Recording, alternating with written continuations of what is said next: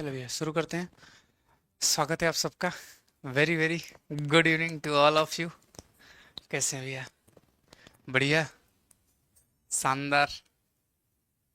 चलो शुरू शुरुआत करेंगे आज की क्लास की। और आज आपकी ये जो क्लास है ये सेकंड लास्ट क्लास होगी, ठीक है भैया? सेकंड लास्ट क्लास होगी।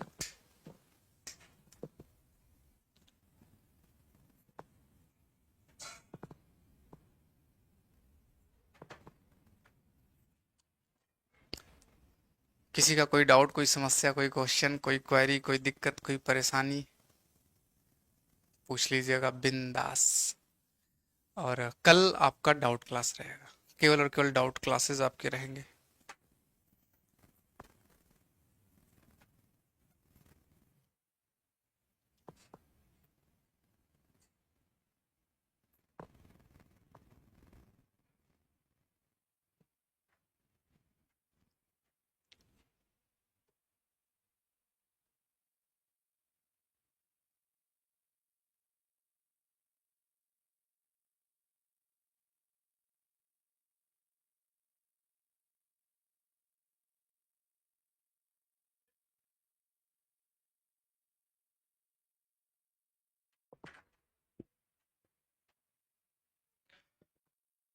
किसी का कोई डाउट, कोई समस्या? Second last, yes. कल आपका डाउट क्लास होगा। आज मतलब कल आपकी विदाई समारोह है, फेयरवेल। फिलहाल अभी किसी का डाउट है, आप लोग अगर रिकॉर्डेड क्लास देख रहे हो तो कल आ जाना, आपकी जो बातें हैं वो अपना कर लेते हैं। और फिर आप सब लोगों को good luck. Wish you all very very good luck. Enjoy, हंसी मजाक सब खत्म कल से।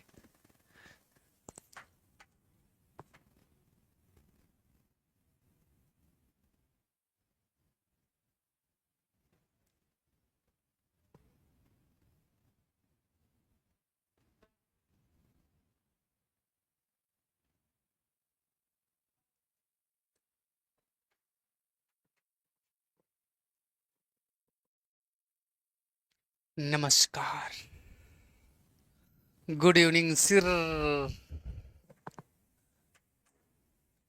आज का हमारा टॉपिक है परियोजना वर्क प्रोजेक्ट। लास्ट वाला बचा है तो इसको भी ख़त्म करके, और कल करा ही रहे थे थोड़ा सा, जो उसमें दो लास्ट के टॉपिक बचे थे तो वो कर लेते हैं। कि जो आप पारंपरिक शिक्षा प्रणाली है वो कैसी है, और नई जो परियोजना प्रणाली है ये, उसमें दोनों में क्या फ़र्क है। और देन इसके बाद हम लोग इंटर करेंगे मूल्यांकन पे। मूल्यांकन कैसे होता है, किस तरह से होता है, तो उसको करेंगे। और मैंने पीवाईक्यू देखा है, प्रीवियस ईयर के क्वेश्चन जो है मैंने अभी फिर से आज भी मैं देख रहा था। आप लोग पता नहीं देखते हो कि नहीं देखते हो, तो मैं जो पीवाईक्यू देख रहा था तो मुझे बड़ा अच्छा लगा कि हमारा जो पीवाईक्यू का जो भी सेगमेंट था वो सारा का सारा बहुत अच्छा था, बेहतर था, और उसमें कोई दिक्कत की बात नहीं थी।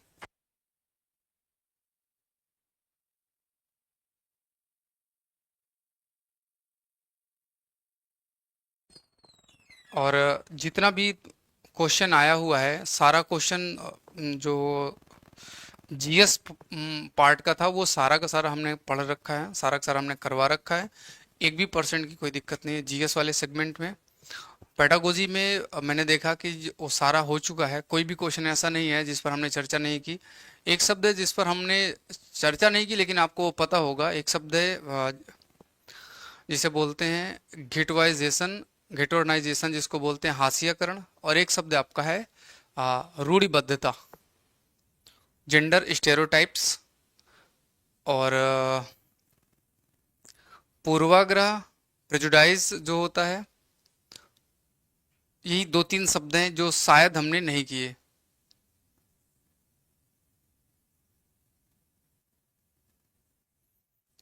तो अगर ये आपके नहीं हुए हैं तो वैसे तो आपके सीडीपी में हो गए होंगे, अगर सीडीपी में नहीं हुए हैं तो कोई बात नहीं। मैं फिर भी मैं कल क्या करूँगा, तो कल ये कुछ तो लेके आना ही पड़ेगा पढ़ाने के लिए, तो कुछ ना कुछ तो करेंगे ही। तो कल अपन कुछ कर लेंगे इस टाइप का। और फिर हास्यकरण समझा दीजिएगा। हाँ, हास्यकरण समझा दूंगा। प्रीति शाह तो नहीं है जिसने क्वेश्चन पूछा है? क्योंकि प्रीति शाह ने एक दिन क्या बोला था कल परसों, याद कराओ जरा मुझे, कोई कोई तो याद करा दो, प्रीति शाह ने क्या कहा था? क्या कहा था?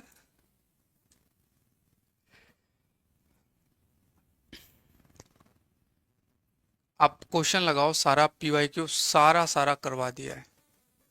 और मुझे बड़ी खुशी होती है कि हमने जो मेहनत की उस से ही क्वेश्चन है, बाहर नहीं है। और एनसीईआरटी प्लीज़ आप लोग ज़रूर पढ़ते रहिएगा। एनसीईआरटी ही है जो भी है, और कुछ दूसरा नहीं है, एनसीईआरटी पर ही है, उसी से काम बनेगा।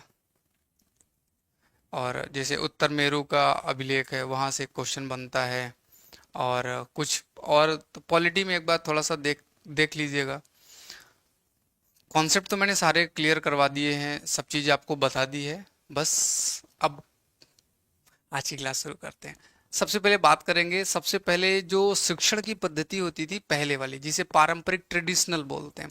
शुरुआत में जो शिक्षण प्रणाली थी वो कैसे शिक्षण प्रणाली चल रही थी, तो उसमें जो शिक्षण प्रणाली थी उसमें सबसे पहली चीज क्या थी, वो पुस्तकी थी, बुकिस्ट थी।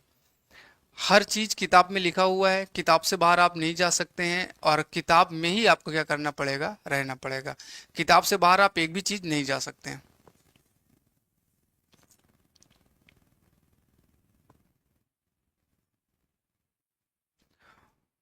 बुक्स में जो भी चीजें हैं उनसे हमें बाहर जाके पढ़ना पड़ेगा, क्योंकि किताब हमें समेट कर रखती है, लिमिटेड करती है, छोटे एरिया के लिए हमें बना के रखती है, कोई बड़ा एरिया वो हमें देती नहीं है।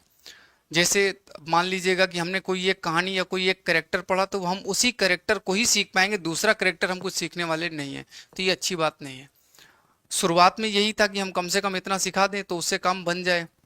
सर पेट के लिए थोड़ा सा कुछ बता दीजिएगा, पेट यूपी पेट वाला ना, प्राइमरी कुछ एलिजिबिलिटी टेस्ट क्या होता है, तो ये जितना मैंने पढ़ा दिया इसको दीजिएगा। मैथ रीजनिंग भी आपको सर लोगों ने करा ही दिया है।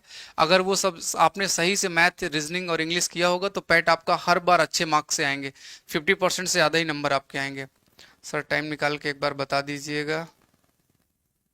एंड कौन सी क्लास के एनसीईआरटी, 6 to 12 तो सारी एनसीईआरटी पढ़ दी हैं? हाँ सर सब बता दिया है आपने, thank you. Puja Mishra, sir YT पर क्लास होगी? हाँ वाईटी पर क्लास 9 से 10 चलती रहेगी, वो 9 से 10 की आपकी क्लास जो है वो चलती रहेगी। अब थोड़ा सा कंटेंट पर फोकस करते हैं। पारंपरिक अनुदेशन या ट्रेडिशनल जो एजुकेशन का सिस्टम था वो बुकिस्ट था, किताबों पर ही था। उसका क्षेत्र थोड़ा सा था, कोई क्षेत्र बहुत बड़ा नहीं था। उन्होंने जैसे मान लीजिएगा कोई एक करेक्टर उठाया और उस करेक्टर पर कोई किताब या कोई कहानी लिखी, तो वो उसी रास्ते पर चली जाएगी, उस पे ऐसा नहीं है कि हम दूसरी कोई बातें और सीख सकें। अगर जोड़ने की बात है तो जोड़ना ही पूरे साल सीखना है, घटाने की बात है तो घटाना ही सीखना है, उसमें भिन्न गुणा भाग नहीं सिखाया जाएगा। लेकिन अब क्या हुआ, अगर बच्चे को जोड़ आता है तो जोड़ सिखाएं, गुणा आता है तो गुणा सिखाएं, रनिंग आती है रनिंग सिखाएं, दौड़ना आता है, भागना आता है, कूदना आता है, खेलना आता है, हंसना आता है, गाना आता है। जिस क्षेत्र में बच्चा होशियार है उधर लेके। पहले क्या था, ऐसा कुछ नहीं था, पहले का फिक्स था, सिलेबस फिक्स है, यही पढ़ना पड़ेगा और इसी पर आपको अच्छे मार्क्स लाने पड़ेंगे। और ये सब कुछ किस पर था, बुक पर था, और कहीं दूर दूर तक किसी और चीज से इसका कोई लेना देना नहीं था। अच्छा, फिर इसके बाद आता है कि ये जो पहले वाला जो एजुकेशन सिस्टम था उसमें जो शिक्षा होती थी वो फिक्स होती थी, तो मूल्यांकन भी फिक्स था। साल में एक बार रिजल्ट निकलेगा और उसी में आप first class, third class, second class जो भी है उसी में आप निकल जाओगे। बार बार रिजल्ट आपका नहीं आएगा। सेमेस्टर वाइज कोई शिक्षण प्रणाली नहीं, जैसे अभी 6 6 महीने में सेमेस्टर वाइज हो गया है, तो ऐसा कोई सिस्टम नहीं था। सर एक बार बता दीजिएगा, एन सी टेट अगर निकल जाएगा तो यूपी टीचर में भर सकते हैं और कुछ नहीं देना पड़ेगा?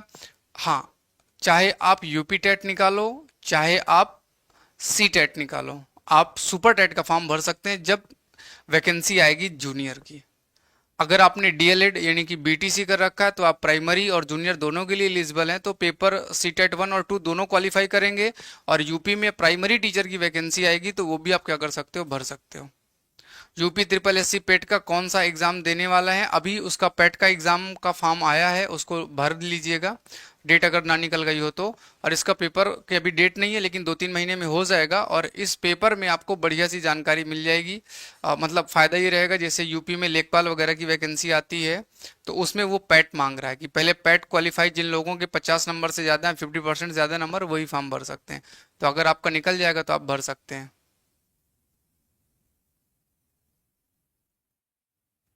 हाँ, अब देखो जैसे अगर हम बात करें बिहार की, तो बिहार में अगर 8 तक का कोई वैकेंसी आता है तो उसमें सीटेट काम करेगा। लेकिन अगर 9 10 11 12 का आ रहा है तो उसमें सीटेट काम नहीं करेगा, वो बीएस टेट लेंगे। बीएस टेट क्वालिफाई होगा तभी आप 9 10 11 12 के टीचर बन पाएंगे। 8वीं तक के लिए तो सीटेट वो मान्य कर रहे हैं, लेकिन 9 10 11 12 के लिए वो बोल रहे हैं बीएस टेट क्वालिफाई करना पड़ेगा, Bihar secondary teacher eligibility test.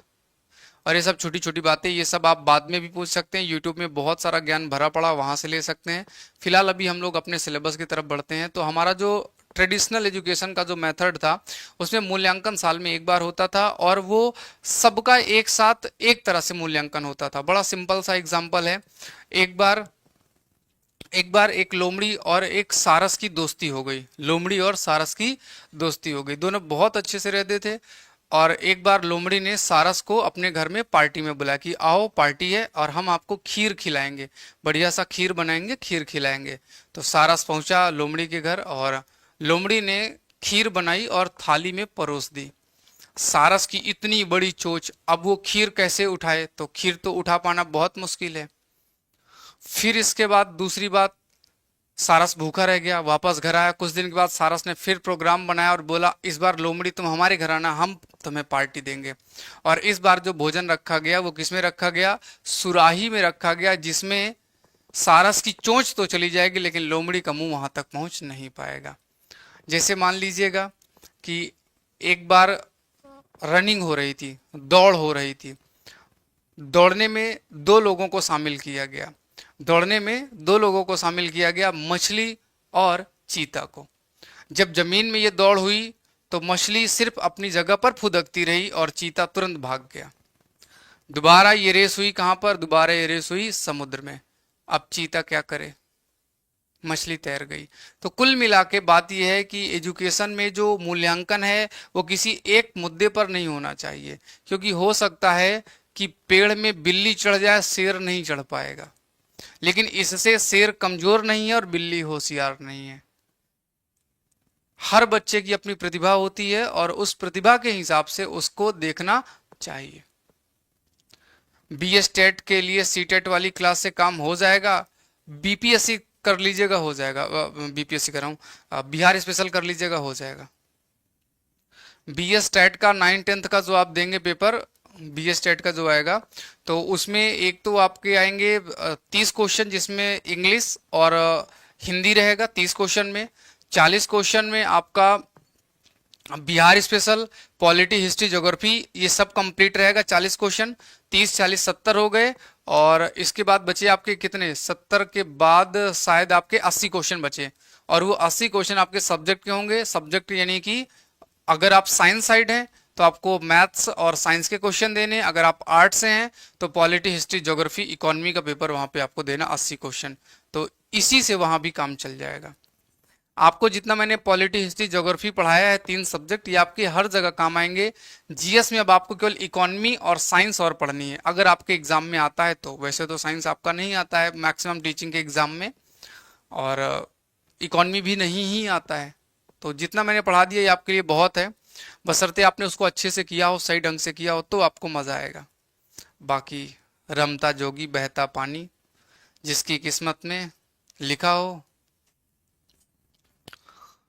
तो भैया पहला जो हमारे पास रहा पारंपरिक अनुदेशन। तो पारंपरिक अनुदेशन का सिस्टम क्या है, तो पारंपरिक अनुदेशन की अपनी कुछ अलग डिमेरिट्स निकल कर आई कुछ दिन के बाद। शुरुआत से लेकर अब तक पुस्तक द्वारा निर्धारित केवल पुस्तकीय ज्ञान पर फोकस, बाहर की कोई बात नहीं।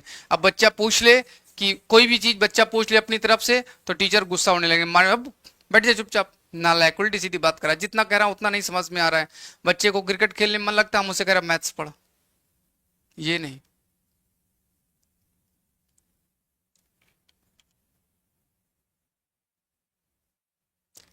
मैथिली छी, काजल कुमारी मैथिली छी, 80 नंबर ना आई छी।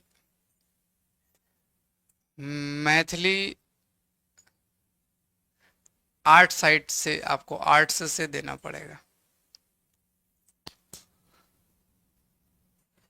पॉलिटी आई छी, ज्योग्राफी आई छी। अरे बीए किया मैथिली से तो 3 सब्जेक्ट तो और भी होंगे, खाली बीए में मैथिली थोड़ी ना रहा होगा, 2 और सब्जेक्ट भी तो रहे होंगे।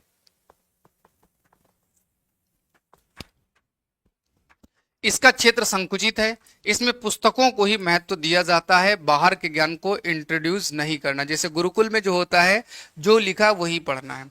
शिक्षक केवल पुस्तकीय ज्ञान को प्रदान करने का कार्य पर बल देता है, जितना किताब में लिखा उतना ही करना, दूसरा कुछ नहीं करना है। मेरा सेकंड बीई तक हिंदी सब्जेक्ट रहा था।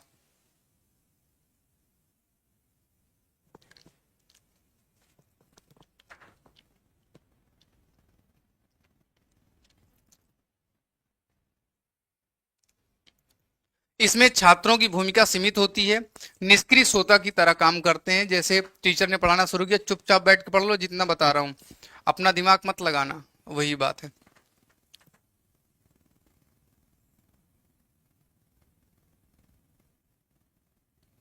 हिस्ट्री पॉलिटी यही काम करेगा। और अगर बीए में हिस्ट्री पॉलिटी था तो मैथिली से नहीं होता है, आपको पॉलिटी हिस्ट्री ज्योग्राफी ही देना पड़ेगा, मैथिली हिंदी में काउंट हो जाएगा। और बी एस टेट का फॉर्म कब आएगा? अभी नीतीश कुमार जी ने कहा था कि हम लेकर आएंगे 90,000 वैकेंसी, 1.5 लाख वैकेंसी। अब देखते हैं कब आती है, कैसे आती है। जब वो नोटिफिकेशन जारी कर देंगे तब फॉर्म भरना पड़ेगा, वेट कीजिएगा। हमेशा नहीं आती है, अभी 2-3 साल से लगातार थोड़ा सा आने लगी थी, वो भी अभी का लेट हो रहा है। परंपरागत शिक्षण तकनीक का उपयोग किया जाता है, इसके प्रभाव सीमित होते हैं। सीमित पक्षों का मूल्यांकन किया जाता है कि तुम्हें मैथ्स कितनी आई, तुम्हें पॉलिटी हिस्ट्री ज्योग्राफी कितनी आई, बाकी का बाहरी दुनिया से कोई फायदा यहाँ मिलने वाला नहीं है। लेकिन अगर हम आज की बात करें, अगर आज हम परियोजनागत बात करें, प्रोजेक्ट के हिसाब से बात करें, किल पैट्रिक के हिसाब से बात करें, तो वहां पे क्या होगा, चीजें बदल जाएंगी। सबसे पहली चीज क्या बदलेगी? बाहरी ज्ञान से जुड़ा हो जाएगा। जो बच्चा भी सिर्फ अंदर का पढ़ रहा है, किताबी ज्ञान पढ़ रहा है, अब वो खुद से ढूंढ कर लाएगा, व्यापक हो जाएगा, ब्रॉड लेवल पे हो जाएगा, बहुत बड़ा, हद से बड़ा हो जाएगा। बच्चा खुद से सीखने लगेगा, बाहर से खुद से ढूंढ के लाएगा। टीचर को बोलेगा तुम भी इन्वॉल्व हो, मैं ऐसे क्वेश्चन ढूंढ के लाऊंगा जिसका आंसर तुम्हें नहीं पता होगा। ये क्रिएटिविटी नवीन होगी, नई चीजों को जोड़ा जाएगा। आर्टिफिशियल इंटेलिजेंस आपका 8th की एनसीईआरटी में जुड़ चुका है, भाग नहीं सकते हो अब एआई से। कक्षा 8 की एनसीईआरटी की किताब में आर्टिफिशियल इंटेलिजेंस जोड़ा गया, अभी जो नई बनी है, तो वो अब आपके लिए काम करेगा। थैंक यू बोलिल छी।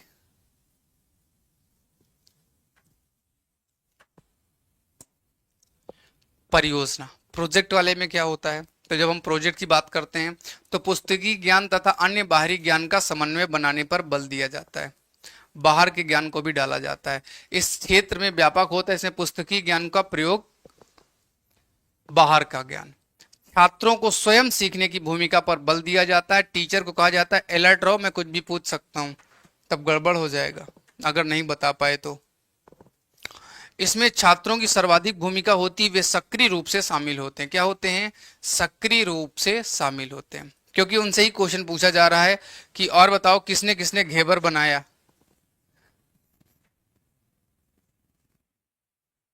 बीएस टेट के बाद इंटरव्यू भी देना होता है क्या? आप लोगों ने 12 बजे जो क्लास ली थी उधर, सैटरडे को, जो आप लोगों का था कि बीएस टेट से रिलेटेड कोई भी क्वेरी है तो पूछ लीजिएगा, मैम थी तब। आप लोगों ने नहीं पूछा कि मैम इंटरव्यू होगा कि नहीं होगा? जब पूछने का दिन था तब आप लोगों ने पूछा नहीं। खैर, ऐसे जितने भी आपके क्वेश्चन है कल लेके आइएगा, कल आपकी आखिरी क्लास रहेगी, आज का पढ़ा लेने दीजिएगा, नहीं तो रह जाएगा। फिलहाल अभी बात इतनी है कि इंटरव्यू नहीं होता है। बीएस टेट सिर्फ सी टेट की तरह एक क्वालिफिकेशन है, एक सिर्फ फॉर्म भरने की एलिजिबिलिटी हो जाएगी। जैसे 18 साल के बाद फॉर्म भरा जाता है, वैसे ही इसका भी सिस्टम है, सिर्फ आपके पास ये एक कागज हो जाएगा, आप फॉर्म भर पाएंगे। ये इंटरव्यू वगैरह नहीं होता इससे। इसके बाद फिर से बीपीएससी ट्री 4 आएगा, उसका फॉर्म भरने के लिए बीएस टेट की डिग्री चाहिए, तो वो इसके लिए है, काम करेगा, है ना। तो जितना भी आपका क्वेश्चन है बिंदास कल आप लेके आइएगा, कल मैं राजा बाबू की तरह बैठ के आराम से आपके सारे क्वेश्चन के समस्याओं के सॉल्यूशन का काम कर दूंगा। आज पढ़ा लेने दो, नहीं तो कल आखिरी क्लास नहीं होगी, नेक्स्ट डे आखिरी क्लास होगी। और नेक्स्ट डे का आखिरी क्लास है नहीं, कल आपकी आखिरी क्लास है, ये मैं आपको बता चुका हूँ, है ना।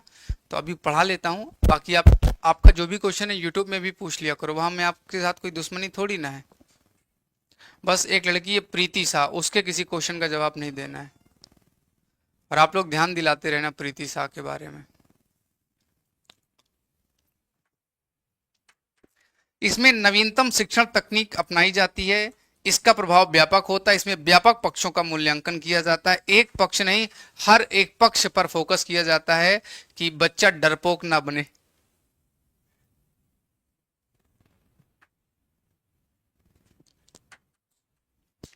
चलो, प्रोजेक्ट कार्य सृजनात्मकता को भी बढ़ावा देता है, नई चीजों को क्रिएटिव करने के लिए काम करेगा। अगर मैं बच्चों से बोलूं कि चलो सब लोग जो है एक प्रोजेक्ट बना के लाना अपने घर से, तो वो लोग बढ़िया सा कोई चीज ढूंढ के लाएंगे।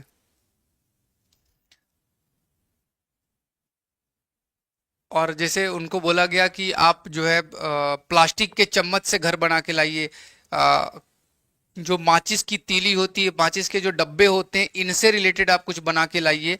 तो ऐसे बच्चा सोचता है, विचार करता है, बना के लाता है।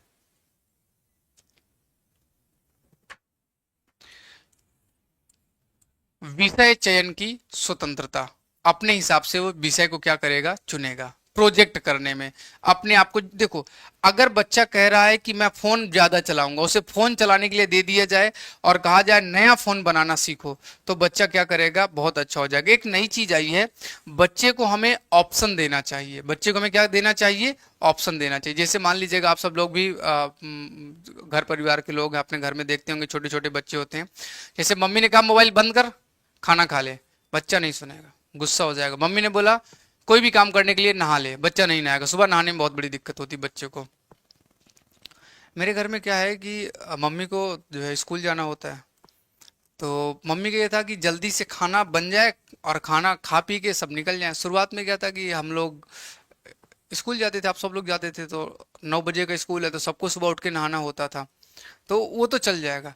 लेकिन जिस दिन छुट्टी होती थी उस दिन दिक्कत होती थी, क्योंकि उस दिन भी सेम रूटीन फॉलो करना है, जल्दी नहाना है। वो प्रेशर आज भी मेरे दिमाग में है। मैं सुबह उठने के बाद सबसे पहला काम करता हूँ कि जल्दी से नहा लूं, क्योंकि ये एक बर्डन है, बोझ है नहाना।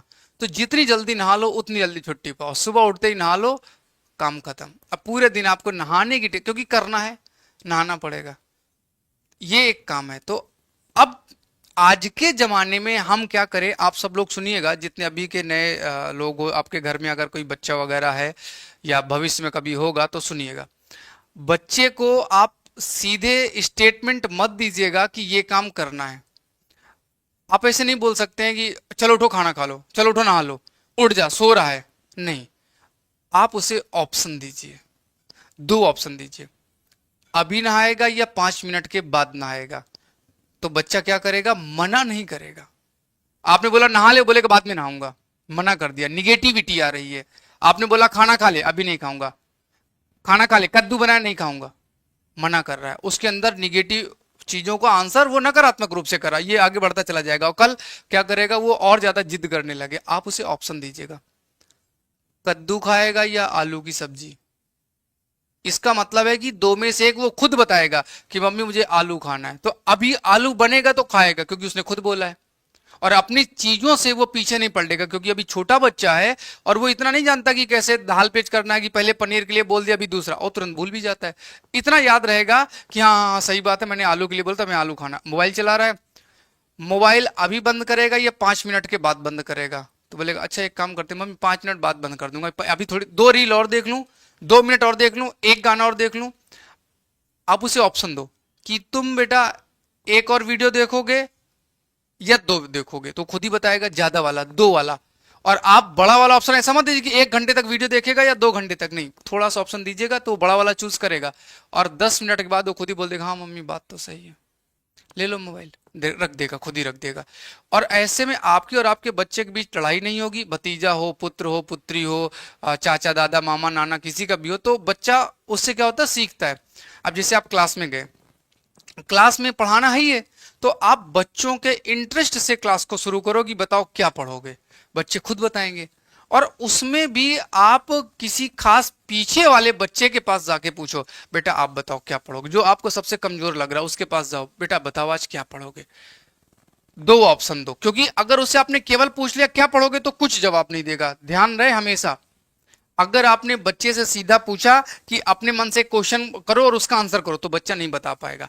आप उसे ऑप्शन दो कि बेटा मैं 2 सब्जेक्ट से तुम्हें बात कर रहा हूं, आज हम लोग क्वेश्चन आंसर पूछें वन वर्ड सब्स्टिट्यूशन पूछें, मीनिंग्स पूछें, ग्रामर की क्लास हो, या फिर आज हम पोएट्री पढ़े या प्रोज, वो खुद ही बताएगा कि प्रोज पढ़ना, तो बोले अच्छा चलो ठीक है प्रोज पढ़ेंगे। अब बताओ प्रोज में क्या पढ़ोगे, सप्लीमेंट्री में क्या लोगे, तो बोलेगा सर जी सप्लीमेंट्री में ना वो टॉम एंड जिल वाली कहानी पढ़ाओ। चल भाई पढ़ते, अब वो 100% पढ़ेगा।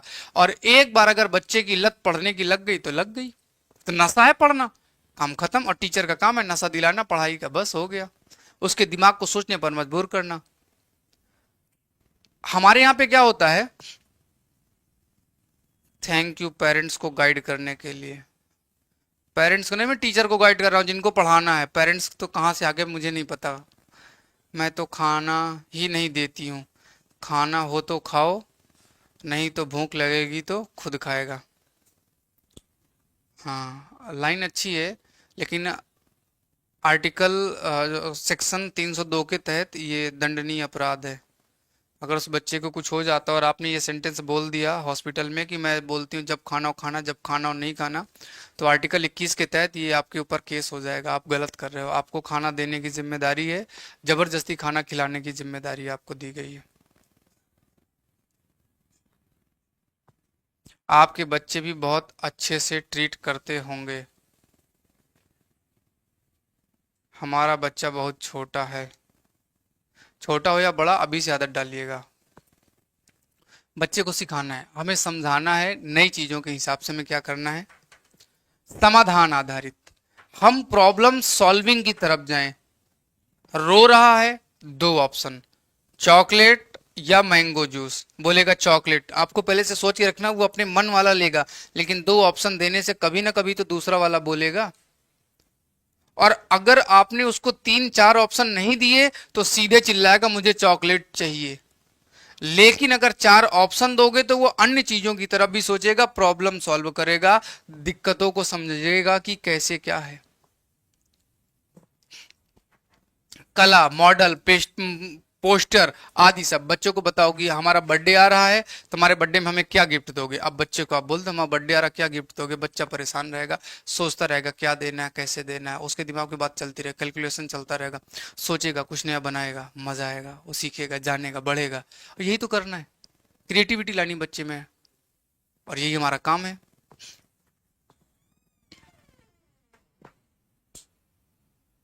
चलो भैया, स्वनिर्देशित में क्या होता है, अनुसंधान, जानकारी, प्रस्तुतिकरण सब हो जाता है।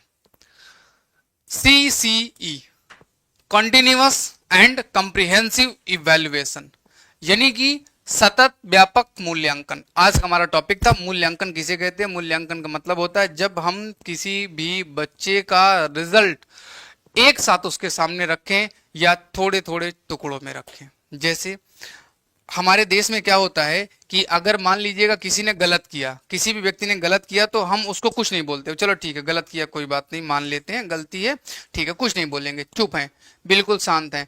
फिर इसके बाद क्या हुआ, 2 दिन तक आपने क्या किया, उसने फिर कोई गलती की, फिर चुपचाप है। फिर 2 दिन बाद कोई गलती की, फिर चुपचाप है। मतलब 15 दिन, 1 महीने, 2 महीने तक आपने कुछ नहीं बोला, और इसके बाद एक दिन आप बैठ इधर, कितनी प्रॉब्लम्स हैं, सारी बातें आपने एक एक गिनानी शुरू कर दी, तो बच्चा पागल हो सकता है, इतनी सारी समस्या है मेरे में।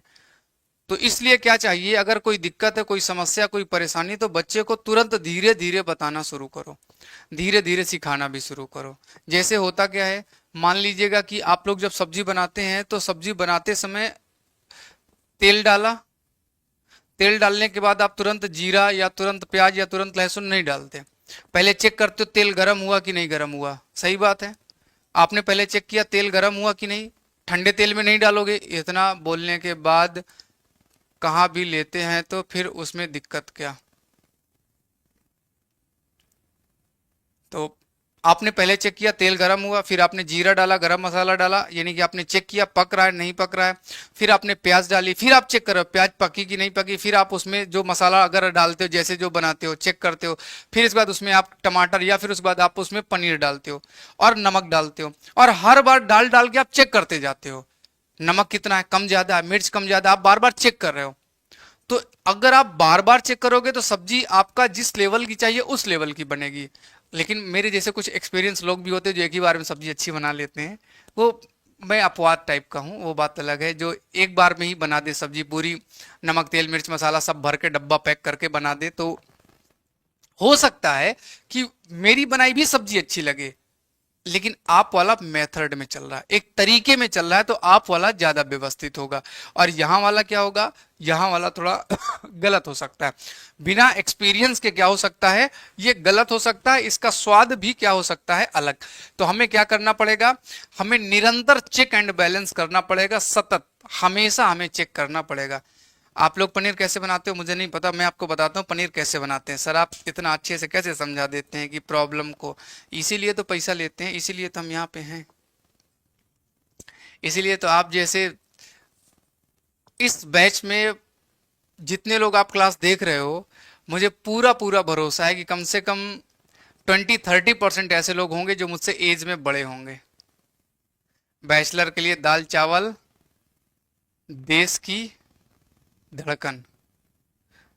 सर मेरे सब्जी नमक ज़्यादा हो जाता है, तो मैं उसका एक ट्रिक बताता हूँ ना, टोटका सुनो। नमक ज़्यादा हो जाता है तो नमक चम्मच से नहीं डालना है, हाथ में लेना नमक, और उसको जो है ऐसे लगा के फिर सब्जी में डालना है, नमक ज़्यादा नहीं होगा। ये टोटका है, ऐसे करो। मैं आपको बताता हूँ सब्जी बनाने की रेसिपी कैसे बनाते हैं। जैसे आपको सपोज पनीर बनाना है, बहुत सिंपल सी रेसिपी है, सबसे बढ़िया। आपके पास खड़ा मसाला होना चाहिए, और वो आपको खुद से कूटना है, पीसना नहीं है, कूटना है। काली मिर्च पर्याप्त होनी चाहिए, सबसे ज्यादा जरूरी है काली मिर्च। मेरे बेटे का बर्थडे था, वो बोल रहा था कि बर्थडे मनाओ, फिर मैंने कहा कि गरीब लोग बर्थडे नहीं मनाते हैं, वो अमीर लोगों का काम है, और वो मान भी गया।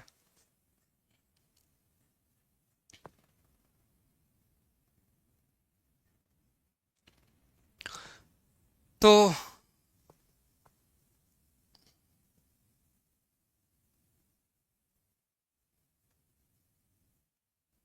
अब क्या मैं बताऊं, इन्होंने सब्जी में रायता फैला दिया ऐसी बात बोलकर। अब मैं सब्जी क्या बनाऊं, अब कैंसिल, अब आगे चलते, सतत मूल्यांकन करते हैं।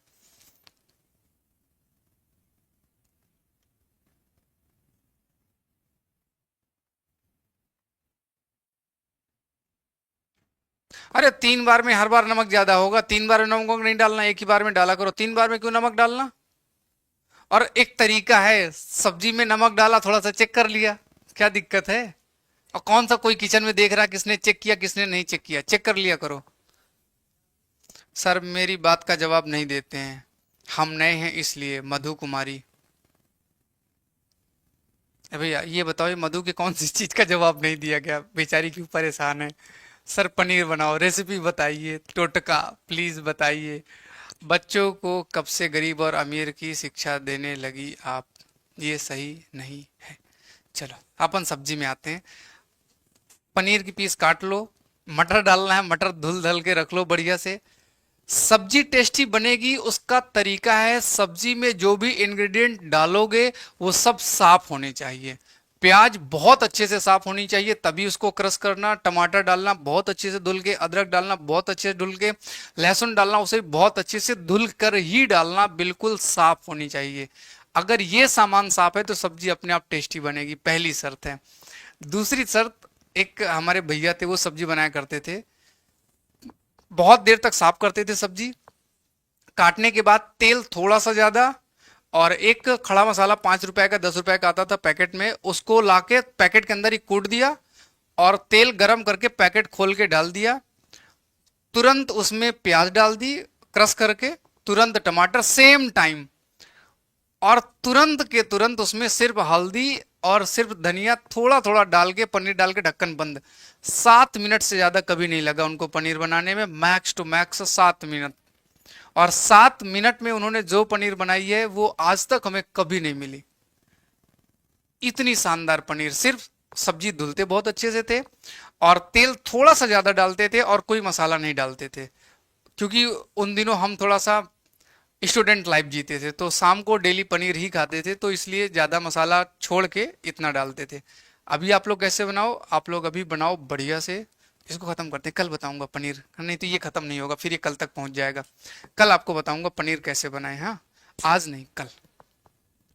कल आप लोग पनीर वगैरह खरीद के रखो, पनीर ले लो, खड़ा मसाला और हल्दी धनिया मिर्च सब आइटम लेके रखो। कल आपको बताता हूँ, बताता जाऊंगा, बनाते जाना, ठीक है। 8 बजे अपन सब्जी बनाना शुरू करेंगे, मैं बोलता जाऊंगा, आप ऐसा करते जाना, बन जाएगी। सारा आइटम रखना। खाने का नाम नहीं लीजिए, उपवास है। ऐसा कौन सा उपवास है जिसमें भूख लग जाती है? हाँ हाँ, कल पक्का आप याद दिलाना। सारा सामान आप लोग 8 बजे कट करके तैयार करके रखना। हल्दी धनिया मिर्च टमाटर प्याज लहसुन तेल पनीर मटर और पनीर मसाला रेडी करके रख लीजिए। मैं आपको बताता चलूंगा और आप लोग बनाते चलिएगा। मेरा भी फास्ट है, सबका फास्ट होगा, फास्ट कौन सी बड़ी बात है। मैंने आपको कल क्लास में बताया 2011 से मैं फास्ट रह रहा हूँ, मंडे का। आप लोग भी रहा करो, अच्छा लगता है। सतत व्यापक, देखो पहले क्या होता था, सतत मूल्यांकन यानी कि साल में एक बार होता था, लेकिन अब क्या हुआ, अब एक साथ मूल्यांकन नहीं होता है, थोड़े थोड़े फेज में मूल्यांकन किया जाता है। समय क्या चल, लहसुन प्याज भी नहीं बनता है, तब हम कैसे कट करके रखेंगे। जिनके यहाँ लहसुन प्याज नहीं बनता ना, आप लोग हरी सब्जी खाया करो, हरी सब्जी खाओ। और जिन लोगों को चिकन खाना है, अब आप लोग लेट हो गए, 2-4 दिन पहले से होता तो मैं आपको चिकन की रेसिपी भी बताता, चिकन कैसे बनाते हैं। अब लेट हो गया, अब छोड़ो, अब इस खत्म करते हैं। किसी और बैच में आप लोगों का एडमिशन होगा तो वहां पर आपको बताएंगे कैसे बनाते हैं। फिलहाल बात करते हैं अगर हम मूल्यांकन की, तो मूल्यांकन के जो तरीके हैं वो कैसे होंगे। तो मूल्यांकन के बारे में बताया गया कि भाई देखो, एक तो हम मूल्यांकन करें निरंतर। तेल गरम हुआ यानी कि बच्चे का जब 5वीं क्लास में हमने पहली बार उसको जोड़ पढ़ाया तो जोड़ का टेस्ट हो जाए, घटाना पढ़ाया घटाया का टेस्ट हो जाए, हमने गुणा सिखाया भाग सिखाया उसका तुरंत टेस्ट हो जाए। जितना हमने पढ़ाया उसका डेली टेस्ट होता रहे, होमवर्क हम रेगुलर देते रहे, होमवर्क प्लस क्लास वर्क दोनों देते रहें। और ये ना बोलें कि तुम्हारे नंबर ज्यादा तुम्हारे नंबर कम, सबका चेक कर ले, हाँ तुमने होमवर्क किया तुमने होमवर्क किया। ये दबाव के रूप में नहीं होना चाहिए कि प्रेशर बना के कर रहे हैं। हमारा उद्देश्य है छात्र का सामूहिक विकास। हम रिजल्ट क्यों बनाते हैं, मार्कशीट क्यों देते हैं, ताकि बच्चे का उस विषय में उस साल जो पढ़ाई करता है उसका समग्र रूप से विकास हो सके, बच्चे का वो हर चीज को जान सके, विज्ञान इतिहास भूगोल अंग्रेजी हिंदी, वो सभी भाषाओं को क्या कर सके, जान सके। हमें क्या करना है, ज्ञान को बढ़ावा देना है, बोध नॉलेज। क्यों, जो जीवन के लिए जरूरी है, जो कौशल परक जीवन के लिए जरूरी, हमें वो वाला ज्ञान क्या करना है, अपने बच्चे को देना है।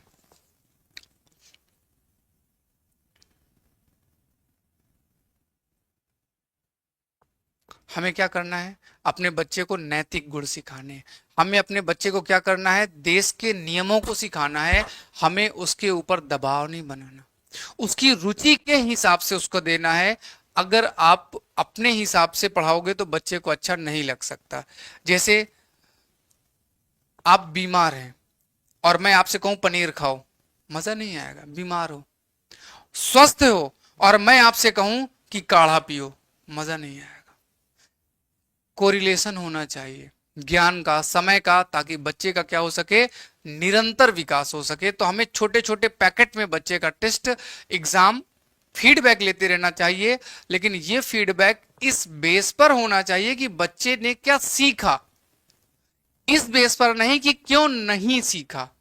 क्यों नहीं सीखा गलत है, क्या सीखा सही है। शब्द थोड़ा है, थोड़े में ही हमको जानना है, तो ये ध्यान रखेंगे। समझ आ गया सर, हफ्ते में 3-4 दिन पनीर ही खाते होंगे, अरे नहीं।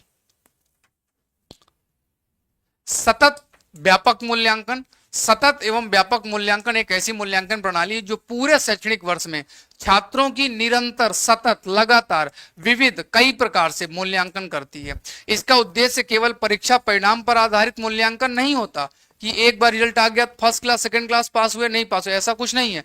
एक छात्र के संपूर्ण विकास जैसे शैक्षणिक ज्ञान सह पाठ्य चर्चा गतिविधि जीवन को कौशल सामाजिक नैतिक गुण का आकलन करने में लाती है।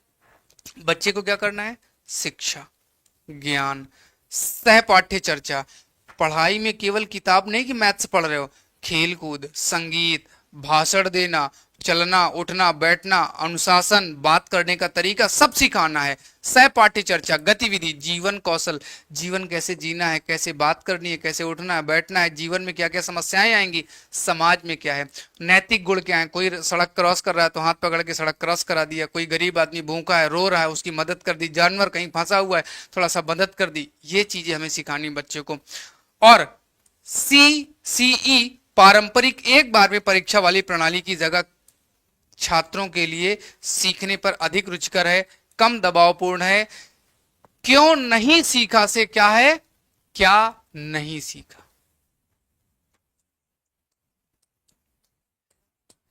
क्यों नहीं सीखा से अच्छा है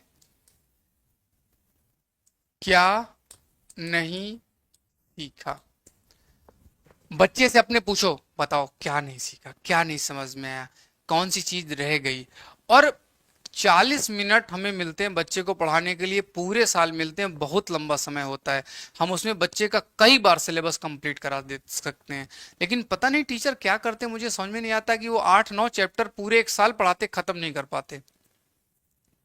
एक बार सोच रहा हूँ कि मैं भी किसी स्कूल में थोड़ा सा पढ़ाऊं कुछ दिन फिर से, और देखूं कि उस क्लास में बच्चों का क्या रिजल्ट आता है। आप लोग पढ़ाओ एक बार और तेजी से खत्म करो सिलेबस, देखो फिर कैसा क्या रिजल्ट आता है।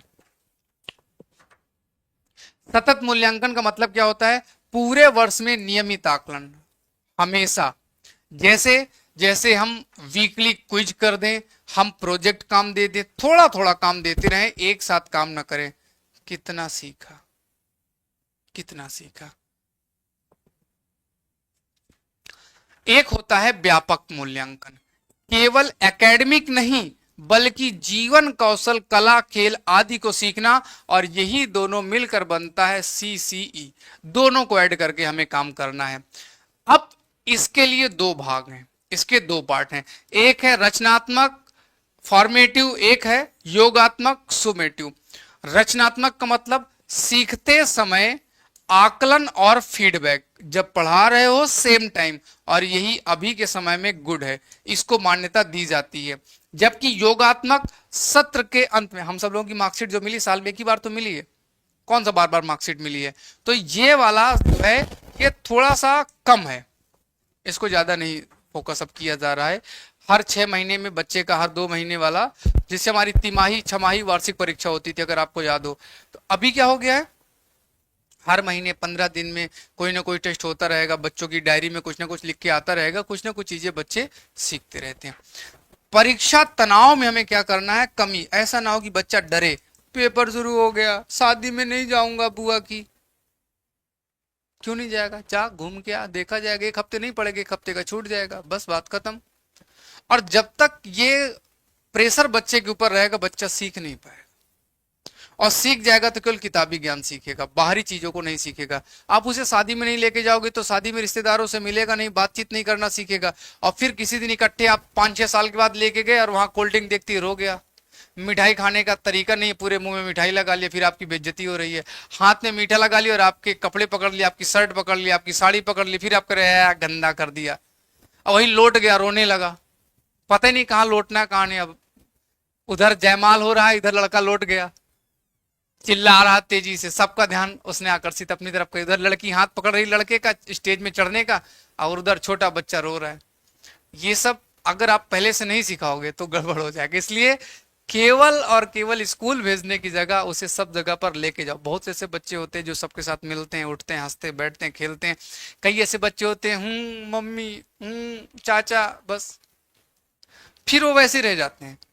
भले वो आईआईटी निकाल लें, कोई पढ़ते निकाल लेंगे, चाचा ने पढ़ा दिया निकाल लिया, लेकिन समाज में उनकी कोई जगह बनने वाली नहीं है। वो समाज में वही ड्रामे उनके रहेंगे कि कोई कुछ बोल देगा तो रोने लगेंगे, मम्मी भैया ऐसे बोले,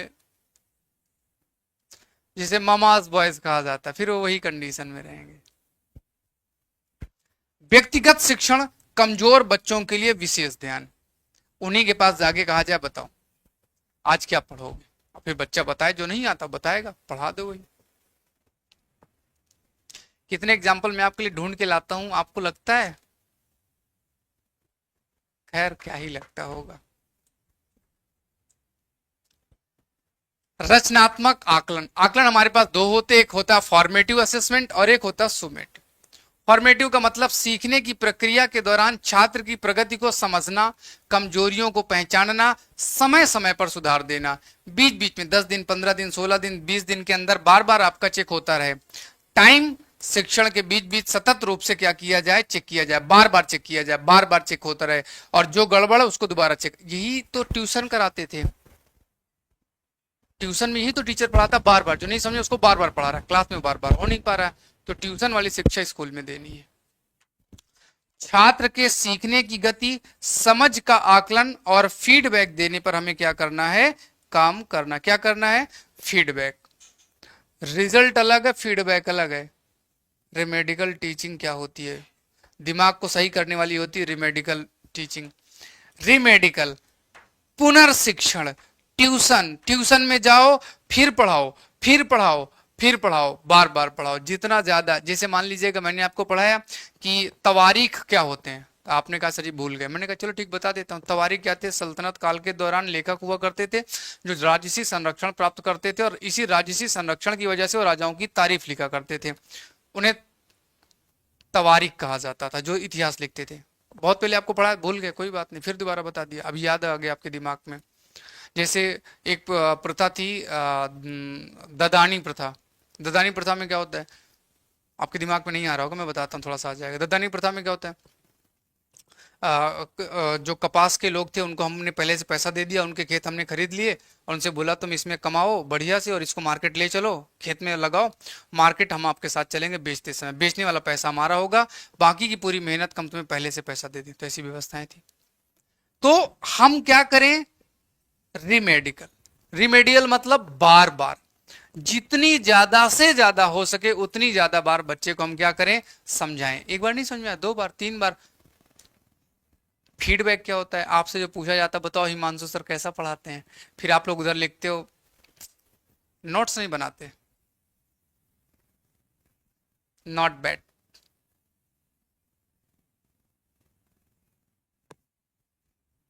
होता है ना?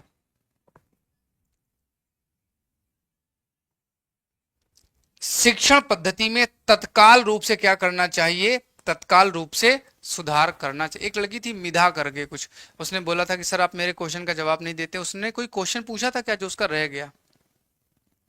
बताना अगर कुछ रह गया हो तो।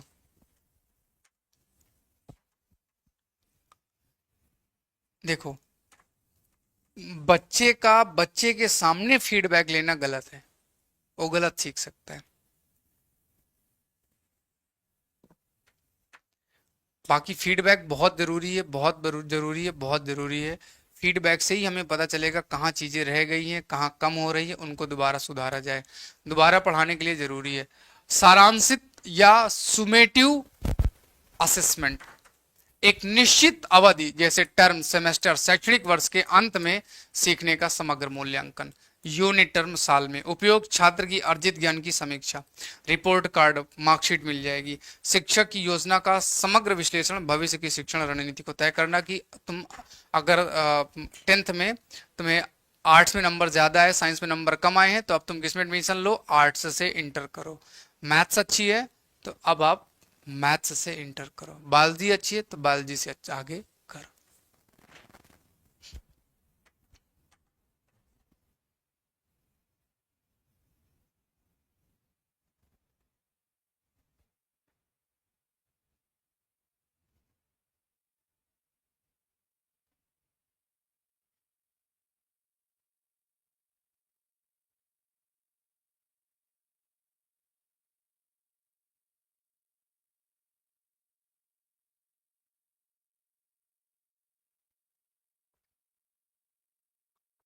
व्यापक मूल्यांकन का क्या महत्व होता है?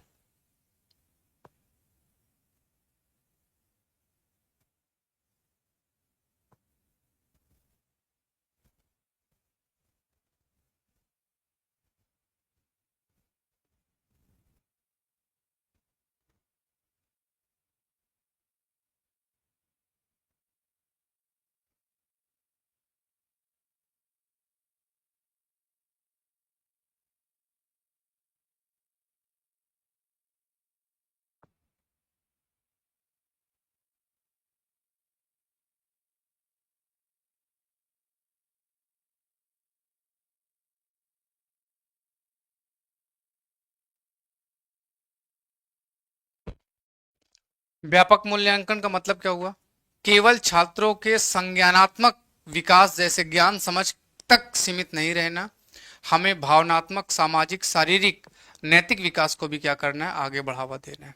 एक ऐसी मूल्यांकन प्रणाली जो समग्र शिक्षा दृष्टिकोण को क्या करे? अपनाती है। होलिस्टिक अप्रोच को डेवलप करना है। व्यापक मूल्यांकन का क्या महत्व होता है?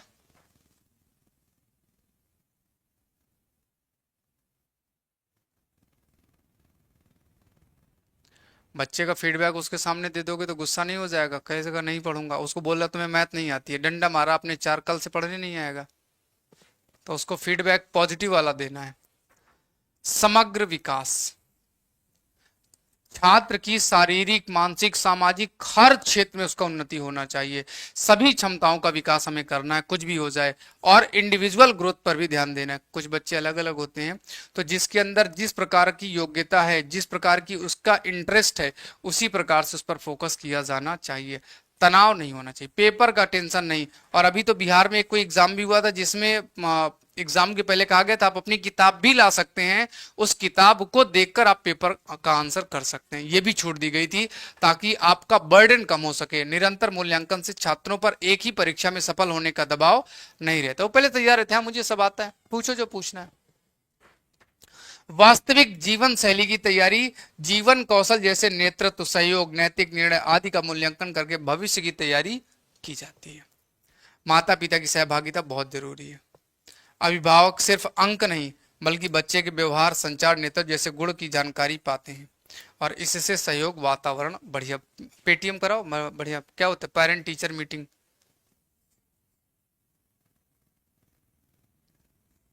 व्यापक मूल्यांकन का मतलब बच्चों का सर्वांगीण विकास। अगली चीज आती है हमारे पास, सह शिक्षा का मतलब क्या होता है? को स्कूलिस्टिक एजुकेशन जो एरिया है वो कैसे काम करेगा? सह शिक्षा में शिक्षा के उन आयामों को कवर किया जाता है जो कक्षा के ज्ञान से बाहर के हैं लेकिन छात्र के समग्र विकास में महत्वपूर्ण भूमिका निभाते हैं। ये रचनात्मक हैं, शारीरिक, नैतिक, सामाजिक गुणों से भरे होते हैं। जैसे जैसे खेल, खेल से शरीर अच्छा होगा। एक साथ ग्रुप में खेलेंगे, 10-12 बच्चे खेल रहे हैं तो सब एक साथ मिलकर, जैसे क्रिकेट है, क्रिकेट में कोई कीपिंग कर रहा है, कोई बैटिंग कर रहा है, कोई बॉलिंग कर रहा है, सब एक साथ मिलकर खेलते हैं। टीम भावना है, ये हमें अपनी टीम जिताना। जैसे स्विमिंग का है, नाव चलाने का है, या जिसमें ग्रुप पूरा खेल रहा है, खो खो है तो पूरी टीम मिलकर, कबड्डी पूरी टीम मिलकर खेलेगी, हॉकी पूरी टीम मिलकर खेलेगी, टीम भावना विकसित होगी। योग और कल्याण, हमें अपने शरीर में बीमारी से बचने के लिए योगाभ्यास करना चाहिए।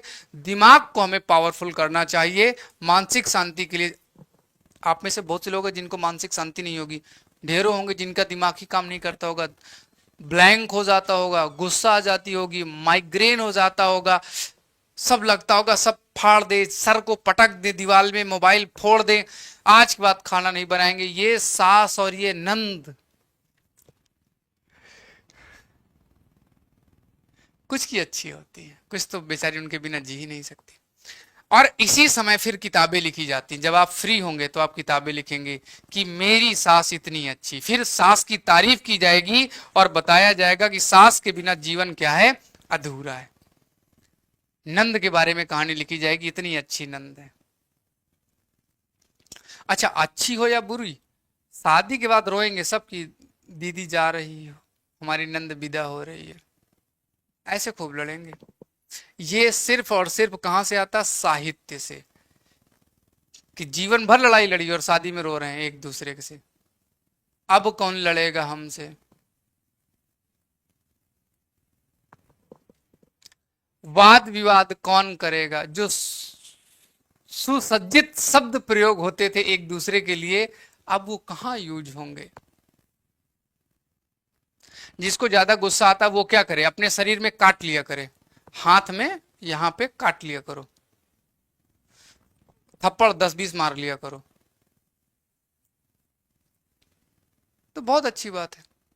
और ज्यादा गुस्सा आए तो खाना बना के पड़ोसियों को बांट दिया करो, खुद मत खाओ, पड़ोसियों को बांट दिया करो। अनुशासन, टीम गतिविधि के साथ हमें सीखने को मिलेगा। कार्य अनुभव, सामुदायिक सेवा भी हमें विकसित हो जाएगी। सर हमने बहुत टेंशन रहती है, मेरी जिंदगी बहुत काम में, आगे कुछ। चलो, सबसे ज्यादा टेंशन किसको किसको है? छोटा सा एग्जाम्पल,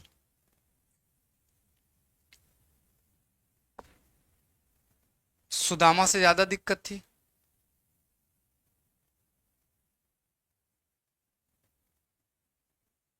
सुदामा से ज्यादा तो दिक्कत नहीं रही होगी। राम से ज्यादा दिक्कत, 8-9 साल के थे, घर से बाहर पढ़ने चले गए, मम्मी पापा का साथ छूट गया, शादी भी हो गई, उधर ताड़का को मारने गए तो उधर शादी हो गई, वहां फंस गए थे, बच गए किसी तरह से, नहीं तो परशुराम जी गला काटने वाले थे। शादी हुई और तुरंत वनवास हो गया, 14 साल, राजा का लड़का, खाने के लिए नहीं है, जंगल में भटक रहा, 14 साल। बीवी खो गई, पिता का इधर डेथ हो गया। 14 साल बाद वापस आए, कुछ ही दिन में बीबी को फिर से त्यागना पड़ गया, छोड़ना पड़ गया, बीबी जंगल में। 10-12 साल के बाद बीबी मिली तो बच्चे सिर्फ मिले, बीबी उनके सामने फिर से सुसाइड कर ली। इससे ज्यादा दुख क्या होगा एक आदमी के जीवन में? लेकिन फिर भी पुरुषोत्तम है ना, सबकी जिंदगी में कष्ट है। श्री कृष्ण, उनकी मम्मी के 7-8 बच्चे मारे गए, जेल में पैदा हुए, और जैसे ही पैदा होके पहुंचे नंदगांव, पूरा जीवन नंदगांव में लोगों ने उनके पास सिर्फ और सिर्फ कुछ को भेजा जो उनको जाके परेशान करें। मथुरा में थोड़े बड़े हुए लड़ाई, और मथुरा के बाद लड़ाई का अगला सेगमेंट आप चले जाओ द्वारिका, पूरी जीवन लड़ाई, महाभारत पूरा जीवन लड़ाई। भैया दुख सबके पास है, इसी के बीच में खुशी ढूंढना है। और मैंने आपको बताया दुख हमेशा रहेगा, खुशी कभी कभी, तो दुख को साथी बनाओ। कल मिलते हैं, तब तक के लिए टाटा बाय बाय। आ जाओ यूट्यूब में चलते हैं।